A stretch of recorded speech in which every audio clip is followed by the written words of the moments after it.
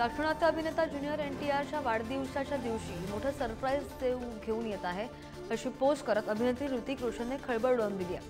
त्याच्या आगामी वॉर 2 या चित्रपटाच्या माध्यमातून हे सरप्राईज असेल। या वॉर 2 मध्ये ऋतिकचा कबीर पुन्हा धडकणार आहे। रणबीर कपूरची भूमिका आणि नितेश तिवारी यांचे दिग्दर्शन असलेल्या रामायणामध्ये बॉलिवूड आणि दाक्षिणात्य सिनेजगतामधील अनेक दिग्गज झळकणार आहेत।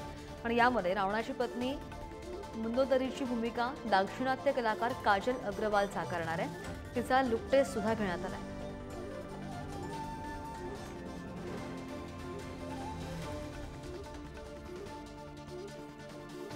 बाबूराव गणपतराव आपटे हे लोकप्रिय पात्र साकारणाऱ्या परेश रावल यांनी आगामी हेराफेरी 3 मधून एक्झिट घेतली आहे। पुढल्या वर्षी हा सिनेमा पडद्यावर झळकेल।